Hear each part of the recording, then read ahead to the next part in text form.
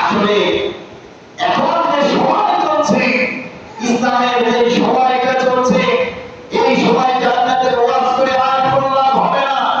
এখন মুসলমান ঘুমিয়ে পড়েছে, কথা বলেন ঠিক কিনা? গোটা বিশ্বে, সারা পৃথিবীতে 200 কোটি মুসলমান বসবাস করে, কথা বলেন ঠিক কিনা? সারা পৃথিবীতে 200 কোটি মুসলমান বসবাস করছে। এই 200 কোটি মুসলমানের সামনে ইসলাম